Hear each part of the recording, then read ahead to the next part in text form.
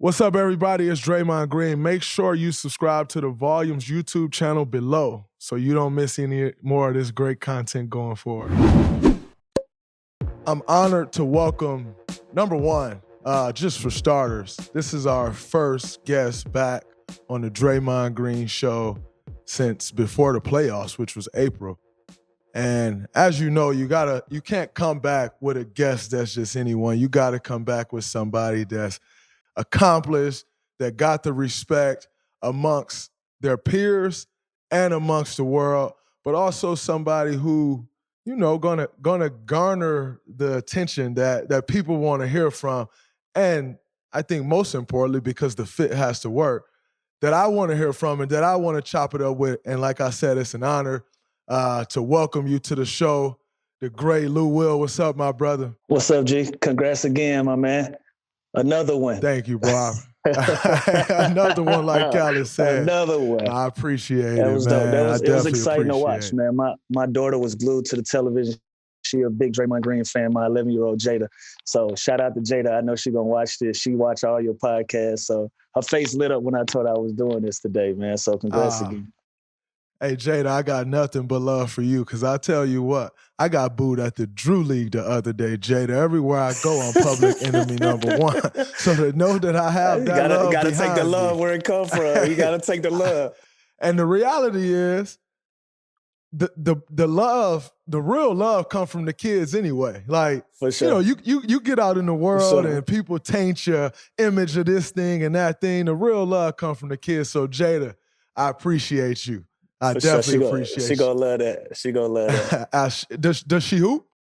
Yeah, she hoop. I'm trying to get her to learn how to work. We at that stage. Okay. You know, she 11. She love it. She passionate about it, but she ain't trying to get in that gym right now. You know what I'm saying? So I'm trying to get her to embrace the grind. And she got to just start getting around kids and just get her ass whooped a little bit.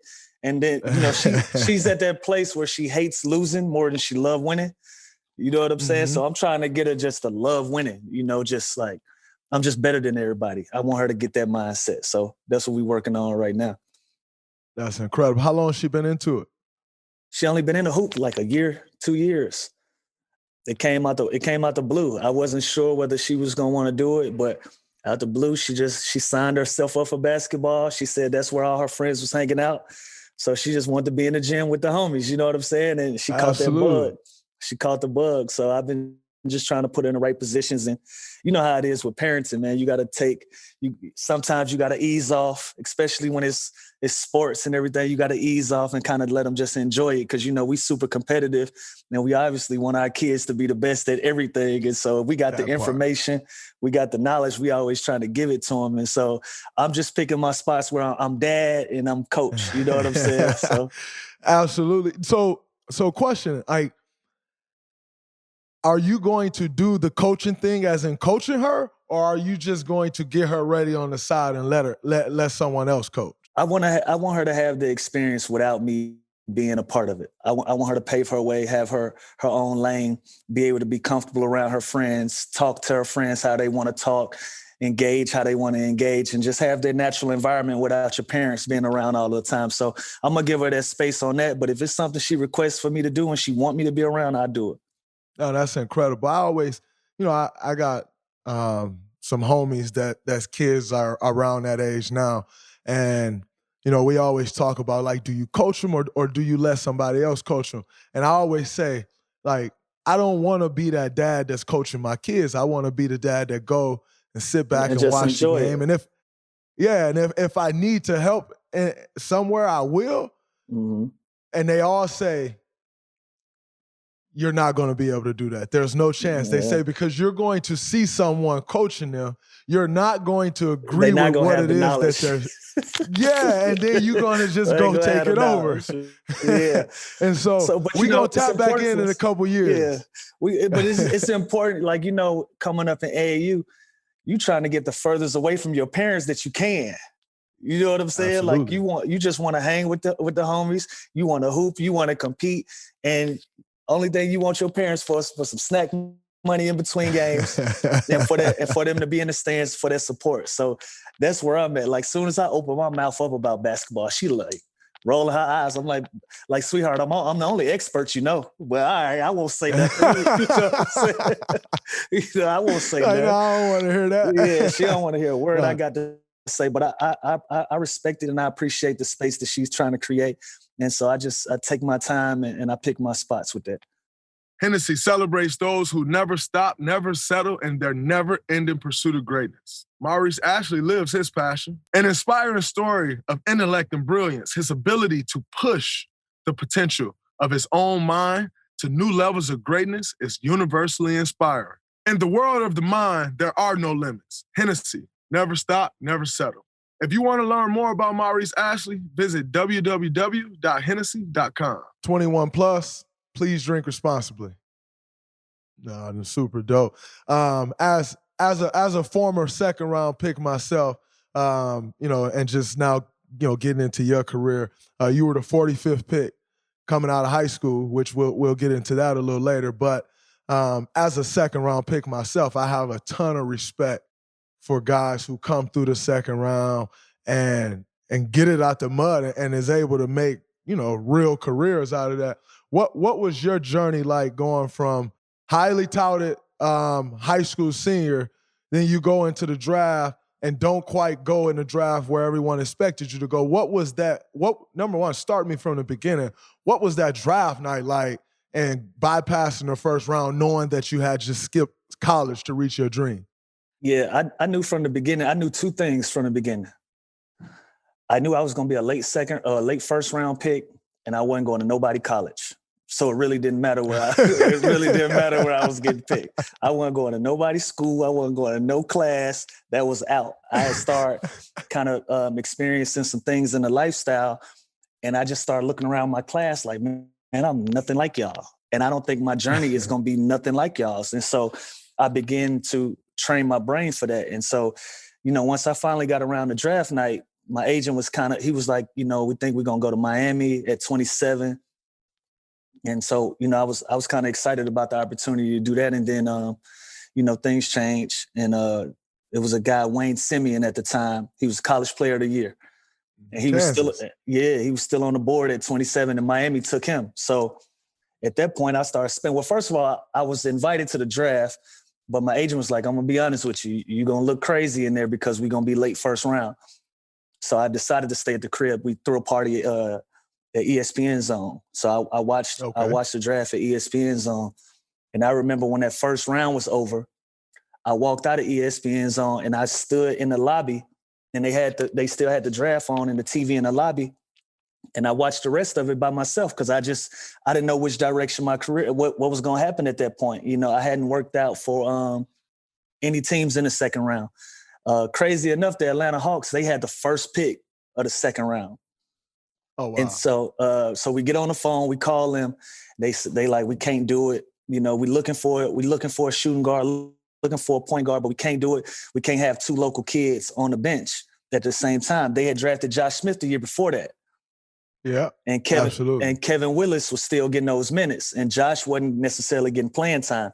And so he was a big time guy in the city. And then, so to have him and me, both of us on the bench, being local kids, being local superstar kids, it was a bad look. So they ended up drafting Salim Stoudemire with that pick. And so I didn't know which way, I didn't know what was what, you know what I'm saying? And that was my first wake up call to the business. Like, trust words here and there, and don't trust the words until the actions match what they're saying. You know what I'm saying? And so I caught a break. I caught a break with Philly because my agent represented Mo Cheeks at the time, who was the head coach. Okay.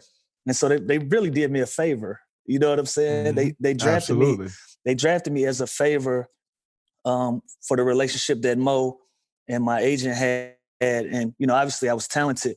So it was a low risk, high reward for them. They took a chance on me, and I spent the first 8 years of my career in Philly. So, which was incredible. I think that's a very interesting thing you just said, is they drafted me as a favor, because I think guys don't realize, so at that point, they got the 45th pick. They're not really valuing that pick at that point in the draft. Right. And guys don't realize how many favors are done in this league. Relationships, bro. Absolutely. And I have one of my young fellas, I think he came out a couple years ago, didn't get drafted. And I had a conversation with him a couple months ago, or not even a couple months ago, maybe like a month ago. And I was telling him, don't get caught up in the whole, I'm better than that dude, I'm better than this dude, I'm better than that dude. Because it ain't about that. You know, when you get to the 14th and 15th man on the roster, which is what you was drafted as, which is what I was drafted as, that position is decided by a coach. And in your case, would it like, all right, so here's our 14th or 15th spot. Mo Cheeks is our coach. Let's do this favor for our coach because that's who decides that spot. And I was telling the young fella, like, yo, man, you got to get tight with one of these coaches so that when they get your way into the league is going to be a 14th or 15th man. And when they get down to that 14th or 15th man, that coach has got to be like, that's my guy. And then there's your opportunity. Stop falling into this trap of, man, you see that guy and this guy and that guy and that guy, I'm better than all of them, because it's less about that. It's not about that at all. It's really about what a team need and how a team feel about you. And, you know, if somebody draft you, it makes them look good for your success. Yes. So they're going to push you. But if a team not really married to you being a draft pick, they're going to move to the guys that they really care about, you know. And I was blessed to be 17 when I got drafted. They realized I was talented. They realized they had time to groom me. You know, this wasn't going to be an overnight thing. You know, they still had Allen Iverson playing 45 minutes a game at that spot, and then Kevin Ali is backing him up, and Willie Green is backing him up. So there was no pressure on drafting me at that position. You know what I'm saying? So I was blessed to have that opportunity to watch them, to see what I can and what I can't do, and have 2 years where I can really pretty much groom myself and just I called it an internship, a paid internship. That's how I looked at it. You know, for my first 2 years, I knew I wasn't going to get on the floor, but it was a paid internship. And then that third year, I was looking around like, all right, y'all got me fucked up. I'm ready. You know what I'm saying? But I appreciate it. I appreciated the journey. I'm glad that nothing was given to me, because I can look back going into year 18, if I continue to play, to say, man, I really did this shit. And I did something that I can be proud of. You know what I'm saying? And it wasn't a lot of favors involved, except the fact of the first one that got me in the door. And that was important. You know what I'm saying? No, for sure. So you spend your rookie year, and you spend majority of that, or the good chunk of the beginning of the season at least, in the D League at the time. Wasn't the G League? No, then it was you know, the D I only League. played. You know what's crazy? That's the most misunderstood thing about me. I only played 3 games in the G League, bro. Really? I only played 3 games in my entire career, but they put me on like that alumni shit. Yeah, they do. That's interesting. No, Billy King, our GM at the time, he felt like it was more important for me as a young kid. Like I said, I was 17 by the time I was drafted. I was 18 by the time training camp started. He thought it was more important for me to understand I'm working with grown men. I need to be around this environment. I need to be there. I need to feel it. I need to feel that energy. And that's how we carried it. And then my second year, I got to the point I'm like, yo, I got to play. And so they figured out a way where I went and played 3. I think it was supposed to be 3 home games. At that time, it was the Fort Worth Flyers. We was down in Fort Worth, and they had a game on a Monday, a game on Wednesday, a game on Friday, all in Fort Worth. We would have to travel to Little Rock, Arkansas, that Saturday, play a game, and then I would fly back. Okay. So I played the 3 games, averaged 39 points a game for that week. I got on a team bus. We drove 9 hours on a bus to Little Rock, Arkansas. I get to my room in Little Rock, Arkansas within an hour. I got a phone call in my room, said, we need you to go to the airport right now. We need you to go to Philly right now. And I'm like, what the fuck is going on? And I turn on ESPN and they traded AI. Wow. So that's crazy. The week I went to it was D League at the time, but the week I went to the G League, my last game I was supposed to play, they called me right back to Philly because they traded AI. And I got to Philly at halftime. They was playing the Washington Wizards. That Saturday night, I got to the gym at halftime and never looked back. That's insane. By the way, that's a very like monumental NBA moment. Like to be That's why involved in that moment. I can't forget it. I That's can never forget insane. it. Yeah, and the fact that it was like everybody know how I feel about AI. He's my idol. You know, I got tattoos because of this dude. My whole thing is based around the image that he created. You know what I'm saying? Like, so I say that publicly, like I've worshiped the ground this dude walked on. So for me to have an opportunity to work with him and then our paths constantly crossing, it was cause and effect, and it was crazy. But to have him in my corner and to be a part of his history and for him to be a part of my history, part of each other's stories is I don't know, bro. No, that's insane. So tell me this though. Did that fuck with you mentally that like you find out AI just been traded? Like did that fuck with you? It fucked with me, but it was more like everything was 100 miles an hour at that time for me. Like you got to understand, I'm so young and I'm in the NBA. So every single day is an experience for me. Every day. Whatever arena we going to, I'm in the arena looking around with the big eyes. Whatever team we playing, I'm looking at the superstars with the big eyes. Like every little experience is something to me. So I was holding on to all of that shit. So once I got my opportunity, I was so locked in on not fucking my chance up. I couldn't really even think about the big homie. You know what I'm saying? Absolutely. I was like, okay, this is it. You know what I'm saying? Moment. Yeah, this is my opportunity. That's interesting. I my rookie year, I had Mark Jackson was our head coach, and the day before our first regular season game, first regular season game, he pulled me to the side and he's like, "Yo, the NBA has a weird way of working itself out, and you may not get an opportunity right away, but everyone gets an opportunity, and just make sure when your number's called, you ready for your opportunity." So I'm like, all right, cool. Like in a weird way, I think he telling me like tomorrow you're not going to play. So I'm like, let me mentally prepare myself for that.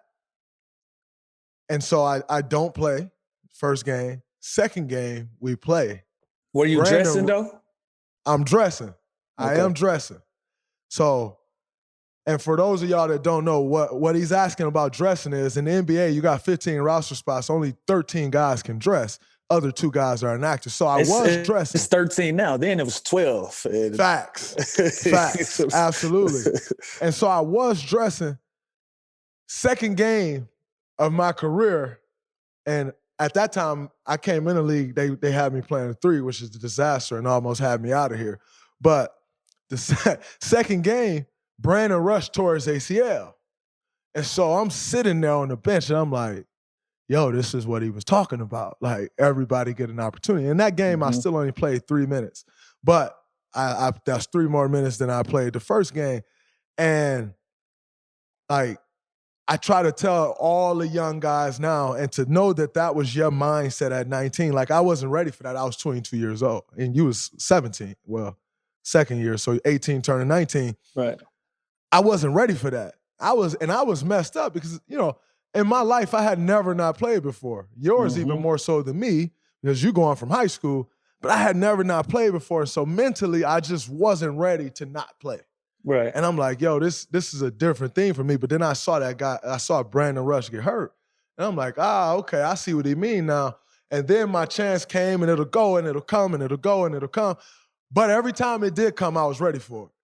And I think that's what the young guys don't understand these days. I think young guys these days, sometimes they end up so entitled, and they don't understand, like, yo, number one, you don't understand the NBA game coming into the NBA. So although you may be more talented, although you may have more potential and all of those things, athletic and shoot better than this guy in front of you, that guy understands the NBA game.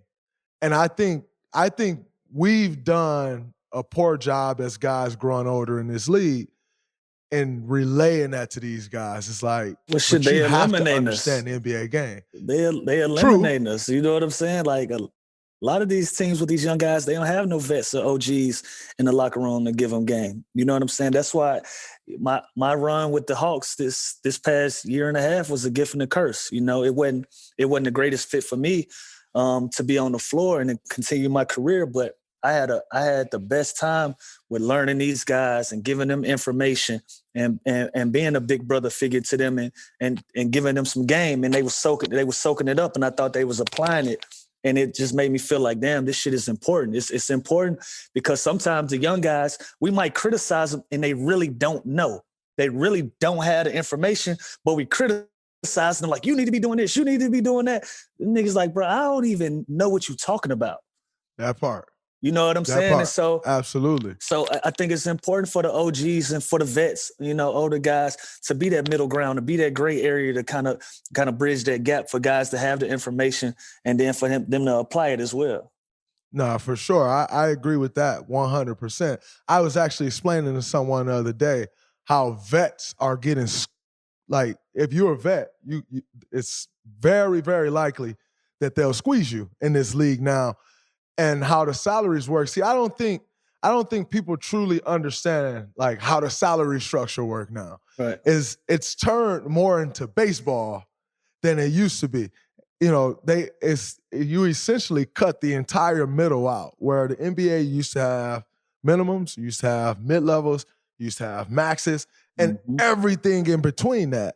Now you got max, you got mid-level, taxpayer mid-level, if it's a tax team, and minimums. Right. And because of that, and because of how high the salaries are for the top three players on the team, every team really squeeze none out of there.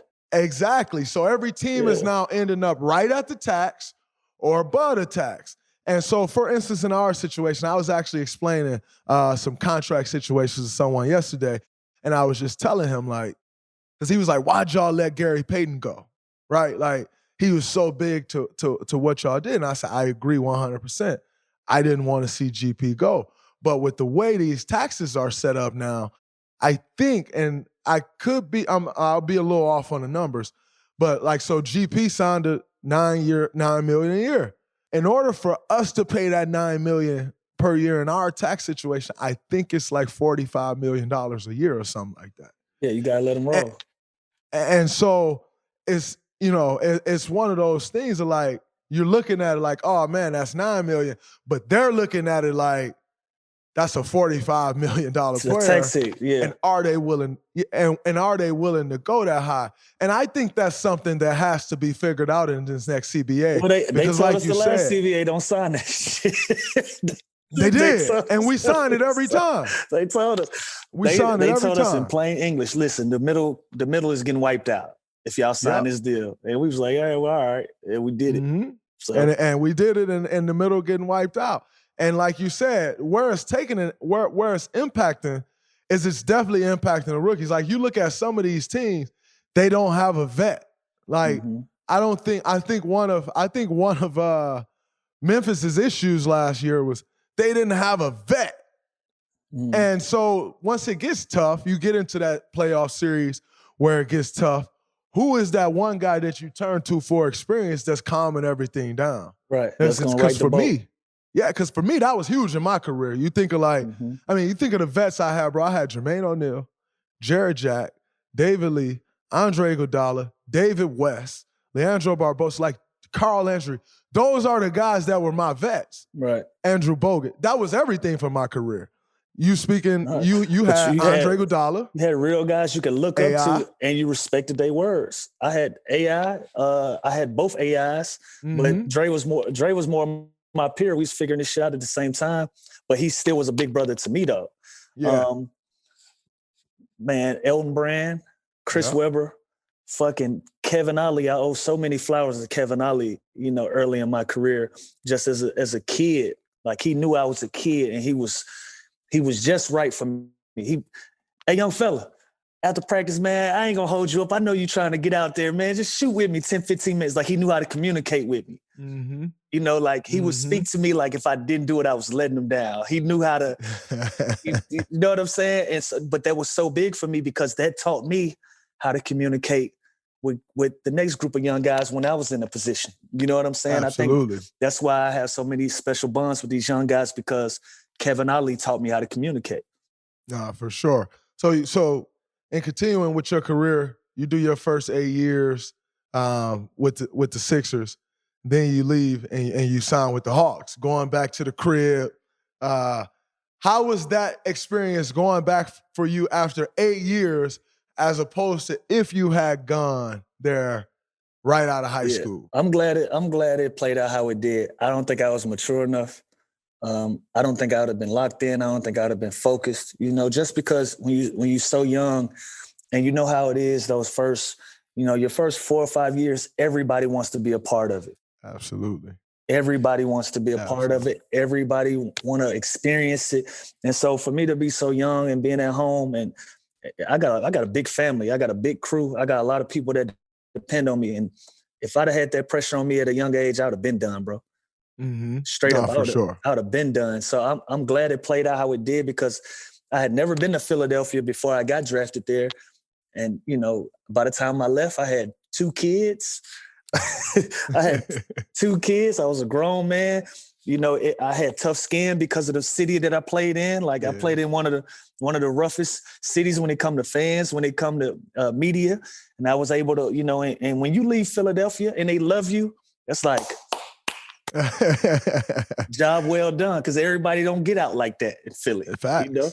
Everybody don't get out where they say, yeah, we appreciate you. You know what I'm saying? Yeah. And so I'm just grateful that my route went the way that it did. And I wouldn't have been ready for Atlanta right off the bat. But shit, by the time I got there in year number 9, it was just my 2 stints with Atlanta. We just throw both of them away, man.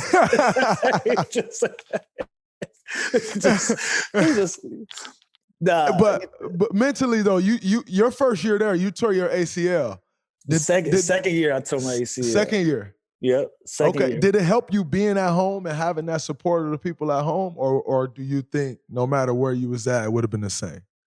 I think it would have been the same, because I didn't spend no time in Atlanta. When I tore my ACL, they sent me straight to Florida. I was down in Florida to Andrews. I ended up.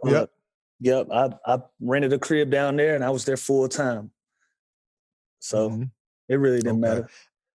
And after that, you then get traded to the Toronto Raptors, where, in my opinion, is where your career took off. Like, you became Lou Will in Philly, obviously, but I feel like when you got to Toronto, that's when you became like who you are today. I was playing with house money. That? Of course, I was playing with house money. I had success.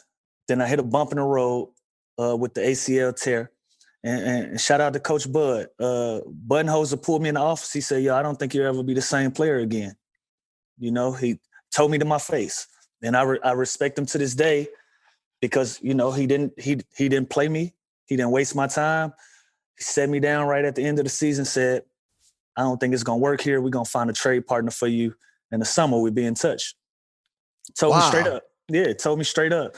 And I had a lot going on in my life at that time. Like I said, I was at a crossroads in my career. When you tear your ACL, it's a lot of dark days with the ACL, bro. You was around Clay. I'm sure he could tell you. Absolutely. It's a lot of dark days. You a lot of self-doubt. You know what I'm saying? And so once I got to Toronto, I thought my career was over anyway. So I told him, I'm like, yo, I'm here for the year. I'm just going to hoop, have some fun. I'm going to try to help you out as much as I can, and I'm done.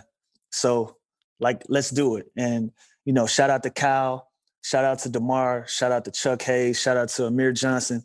Them 4 dudes, they rallied around me so much, bro. They had so much experience, so much knowledge about Toronto, and them 4 dudes just poured into me.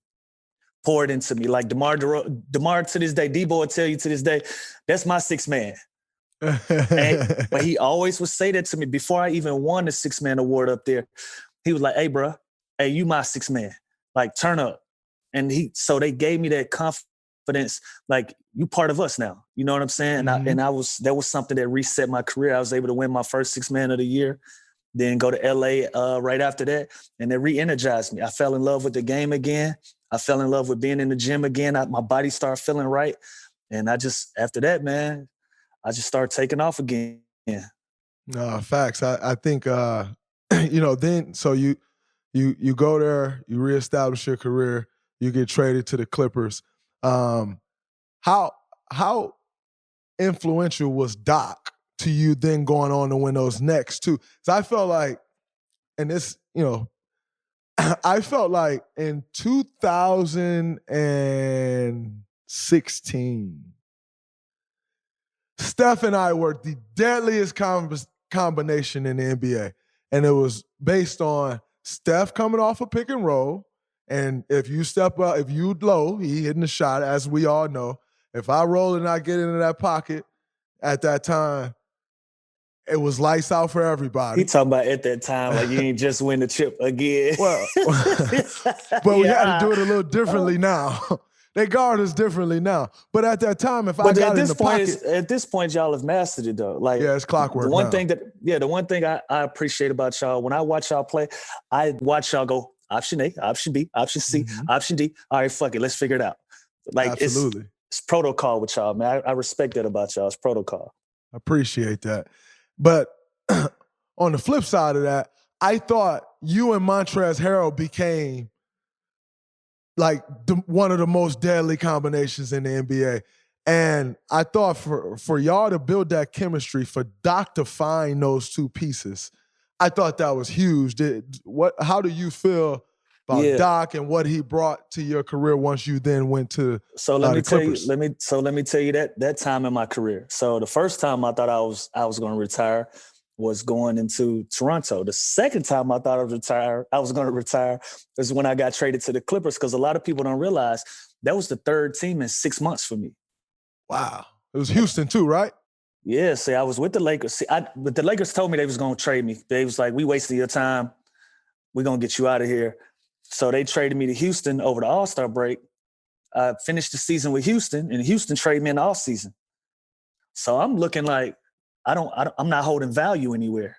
You know what I'm saying? No, absolutely. No, these teams not looking at me as a valuable piece. So it might be, I think this is year 13, 14, like going into my 14th year.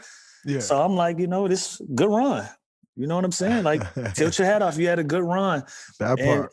And if you ever look back at the press conference, I'm there, I'm frowning, I don't want to be there.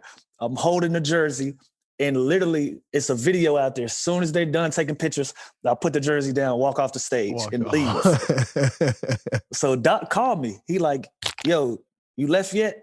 I said, I'm on my way to the airport. He like, turn around, I need to talk to you. So I turn around, go back to the gym. He like, what's up with you? I'm like, what you mean? He like, your energy, like I ain't really feeling it. If you know Doc, he don't hold no punches. He like, yo, I ain't feeling it. Like, you don't want to be here? I said, I don't. I said, bro, I done got traded twice in 6 months. It's like, no, y'all wasn't on my radar. I wasn't a big Clippers fan. Like, I don't know. They having all this turmoil in the media with Doc and DJ and Blake and all of that with Chris. Like, bro, I don't want to be a part of this. You know what I'm saying? So he like, look, we resetting, we re-energizing. I don't know what else I need to tell you, but this is going to be your home, and I'm going to allow you to be yourself, and we're going to do something special here. And Doc told me that day one. And for whatever reason, I believed him. For whatever reason, I bought in, and my Clippers run is by far the best I felt playing basketball in my entire career. For sure. I think it was a special run, especially with us being in Golden State, same division and all that. We played y'all a lot. For sure. And there were times during that run where you were number one on the scouting report. No, it was and a good run. To go from number one, it was unprecedented, because it's like you're 14, 15, 16. It's like you were getting better.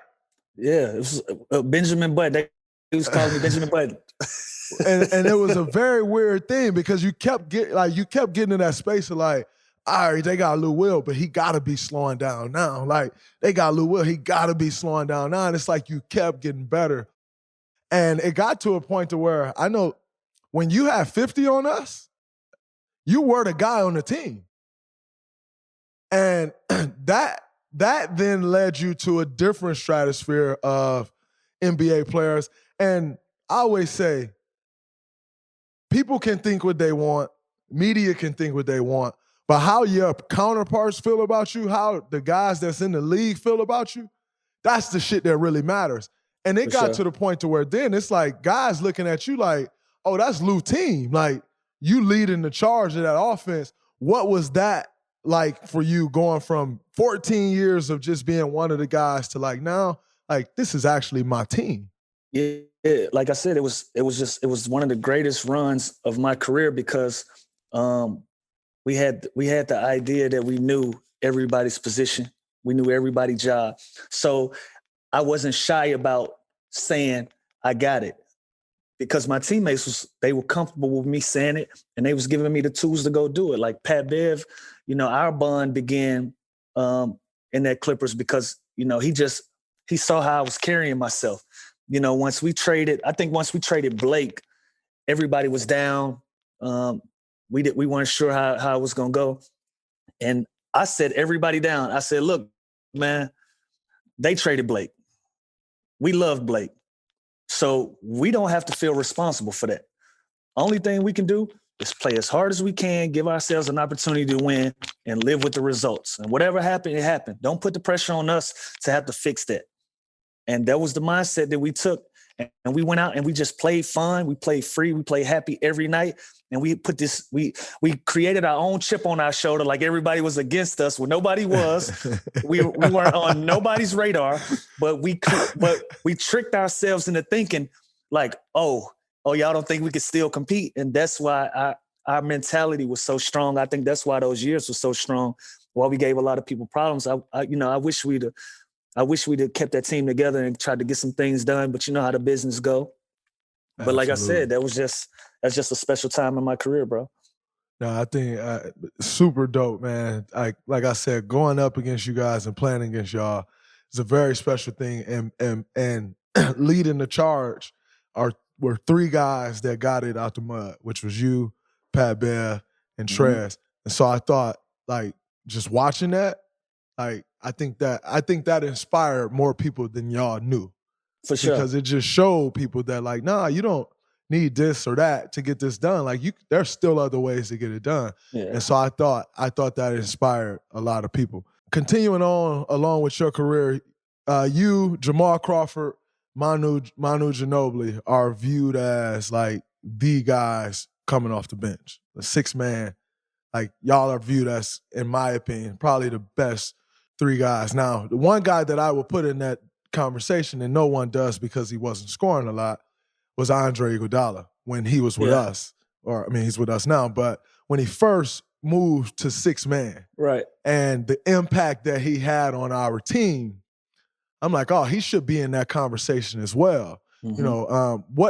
But obviously you guys have the Six Man of the Year awards to back that up. But how would you compare your game to Jamal Crawford and Manu Ginobili game and their path as well? I think we all three had three different unique paths, and all three of us got it done.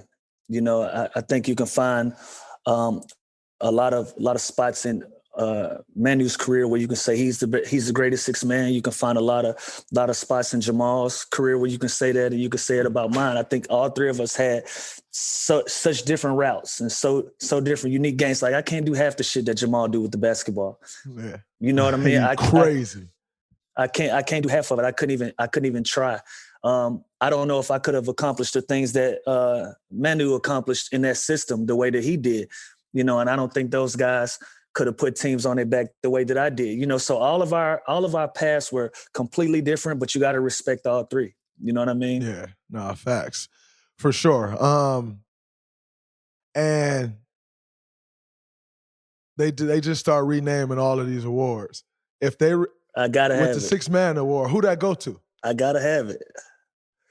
I could respect that. I don't shy away from that because out of the guys that we compare, when we start having a six-man conversation, I think I'm the only one that embraced it, that said, I agree. Like, this is a lifestyle. You know what I'm saying? I think Jamal always strived to be like a mega star. And he was. Don't get me confused. You know how this shit go, but yeah, he always was looking for that. And I was like, if this is my job, I'm going to make it embarrassing for me to come off the bench. Mm-hmm. And so that's the only reason I say I give it to myself, because I just embraced the lifestyle of it. I made it okay for kids to want to even accept that position. And I made the shit look cool. You know what I'm saying? And so I give it to myself. I actually agree with that. Because and it kind of goes back to what we were just speaking about, was if no one ever thought you was a starter before, you got to a point to where the team was yours and you still kept coming off the bench. It's like, what are we doing? You know what I'm saying? It was like, what are we doing? And it got to a point where Doc was like, you're still coming off the bench. He like, I'm not going to throw you off of your rhythm. Like, I know what I get out of that. So I'm not even going to play around with it, because I know exactly what I'm going to get out of you when you come into the game at the 5-minute mark. I know it's on. So we're gonna leave that in place. You know what I'm saying? I think, with the other guys, like, they were just a great unit with Manu. They were a great unit. Like, shit, you look at games, he was coming in the game at the 10-minute mark. Yeah. Like, he wasn't no 6-man for real. Jamal was always striving to be a superstar, be an all-star, be a highlighted player in this league. He was always striving for that. And I think I was just the one guy that was, not saying that I was complacent and I was cool with my position. I just embraced it, and I gave it a name, gave it a likeness, gave it a vibe, gave it a feel. You know what I'm saying? No, for sure. I think for those of y'all that don't know, if you pull up to Signature, the private airport at LAX, man still has his own parking spot. That's dope. 6th man of the year. Well, but Lou Will. But before it said Lou Will, just to keep it all the way 1,000, it said Jamal Crawford. It said, see, I didn't see that. Yeah, I didn't see that. Yeah, so it said Jamal Crawford, and once I won that first Clifford one, we came to the airport and it was changed. So it was him first. Yeah. It was okay. It was Big Dog spot first. I respect that. That. And by the way, much love and respect to Jamal Crawford, one of the OGs, guys who did it the right way. Probably can still play. Hooping. I just seen somewhere. I just seen he had 40 this weekend in the pro. Yeah, he different. Benjamin Button for real. For sure. He different. But I think the fact that it still to this day says that carries some weight. Like, this is Los Angeles. It's not Oklahoma City. Like, this is like Los Angeles, man. Everybody go to that airport.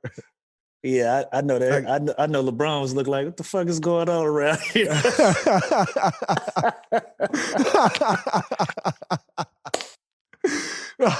Facts. Hey, but I'm gonna ask a couple more questions. I want to get you out of here. I don't want to take up too much of your time. These couple questions is a little all over the place, but it's something that I want to ask for my own personal self. Number one, the chicken wing story. Mm-hmm. Right? The bubble going on, you leave, and when you said it, I knew, because when I go there, if I don't go to the strip club, I'm gonna get me some chicken wings. Yeah. And so when you said it, I knew what it was. But how was that for you navigating that? Because I mean, motherfuckers was on your neck when that happened. It was difficult. It was difficult for me because I felt like it was getting to a point where, all of the shit that I accomplished, how I've carried myself over my career, like they was just trying to attach some goofy shit to my name. And so I was fighting the narrative. I was fighting the narrative because they was trying to make me out to be a goofy. Like, I was out here tripping, and I was like, come on, man, that never been my MO. So let's not start that. Like, I'm getting to the end of my career. I'm in year 15, and y'all talking like I've been tripping this whole time. You know what I'm saying? I think I said it on another platform. Like, nobody was fucking, none of us was pandemic experts at the time. Facts. Like, none of us. Facts. You know what I'm saying? Nobody. Nobody. Not even the experts. Yeah, nobody. And so everything that I did that day, I thought I did it responsibly. You know what I'm saying? And the shit it took a life of its own. You know, it's actually birthed businesses. It's birthed nicknames. I get more lemon pepper shit than underground and all of that. It's like lemon pepper is here to stay. You know what I'm saying? It is. Like, that shit is here to stay. And I fought it for a minute because of, like I said, the way people were trying to perceive me. Like, oh, I snuck out the bubble to go to Magic City. I'm like, come on, man. Like, yeah. You know what I'm saying? That's what they did. That was my only thing, just trying to navigate the narrative behind, you know, my decision. Was it a great decision? Looking back in hindsight, probably not. But at that time, I didn't think I was tripping. I didn't think I was doing nothing wrong, you know, but I can see it both ways. No, definitely. I think that takes an incredible person, an incredible man to say, like, yeah, it probably wasn't the best decision for me to make, but in that moment, that's what I was doing, and stand on that. I respect that. Yeah, I definitely respect that. And I took my 10 days in quarantine like a man. You ain't trying to battle it? Like, all right, I'm going to take my 10. I ain't fight it. Hey, listen, Adam called me straight up. He says, we're going to give you 10 days quarantine because this shit don't look good. I said, yes, sir. Got off the phone. No problem. You got it. I respect Adam. I like Adam. Adam does it the right way. He does it the right way. And he direct. He's straight up with his shit. Yeah, so I respect it. You respect it. Yeah. I just had a situation with them about stuff I said on the podcast, and I spoke with him, and he's like, and I explained to him what I meant and all of that, and we had a long conversation. We talked about a lot of stuff, but I respected how he handled it. He's like, all right, well, if that's how you feel about this and that's what you're saying, then I'm going to allow you to go handle that. Like, I don't need to put out this statement from the league or from me or this. If you saying that you're going to go handle this situation, then I'm just going to let you go handle it. And I can respect that because, we always speak about being viewed as partners. Like, we're partners in this league. We're not just an employee. Like, we make this league go. And I feel like Adam views us as partners. Right. And you need that. I can appreciate that. And you need that because if you don't know no better, you can feel like you just an employee. You know what I'm saying? Mm-hmm. You don't realize your bargaining value. You don't realize your negotiating value until somebody tell you or until your partner tell you, yo, we in this shit together. You know what I'm saying? Facts. Speaking of negotiating value, a couple years ago, you had spoke out about the contracts that you had and the production that you've had over the course of your career. Do you think there was something that could have been done differently for you to get the value that I think you deserve this whole time that you've been in this league?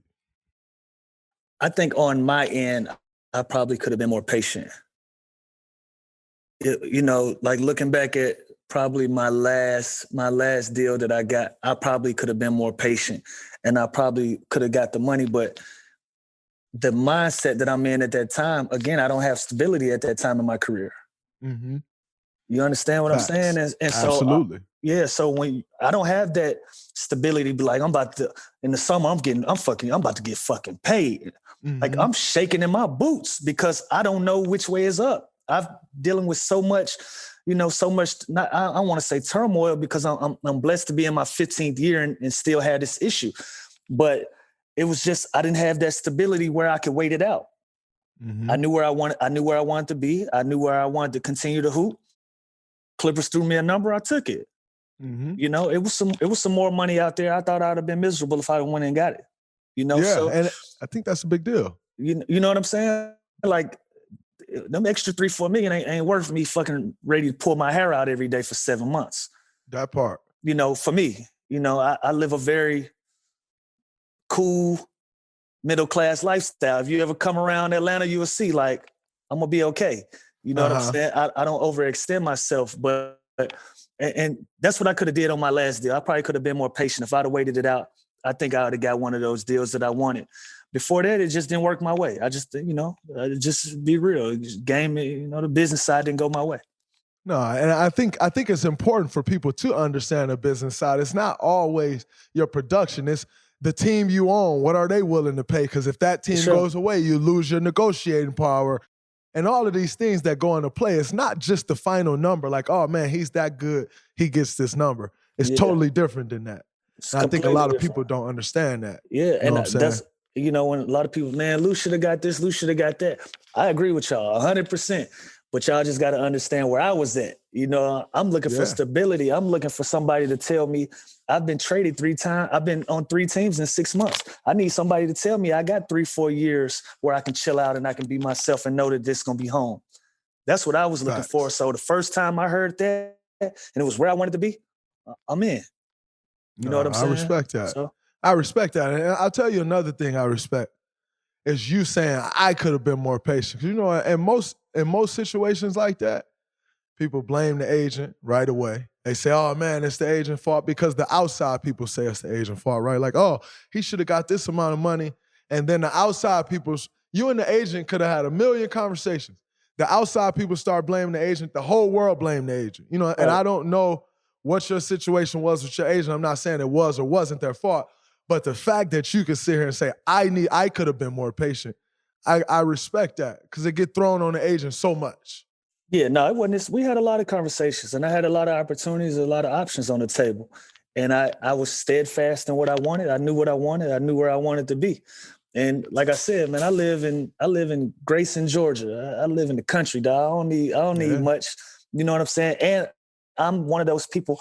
You know when guys say, I'll play basketball for free and they full of shit? Like, I think I would be one of those people for real. I really love hooping. You know what I'm saying? And so I sometimes, I didn't think as a businessman as much as I did as a hooper. When I should have been thinking as a businessman. I was thinking more as a hooper. If I got enough to keep me going, I'm good. Like, let's lace up. When sometimes I should have stopped and looked at things more as a businessman. And shout out to you, because I see you very vocal about it, and you give a lot of these young guys the information. But I think that's a great thing where the game is now. Everybody is starting to figure out that they're their own individual businesses, and they're running shit like individual businesses and not just hoopers. You know what I'm saying? So kudos to you for continuing that conversation. No, I appreciate it, bro. A couple more questions. I'll let you go.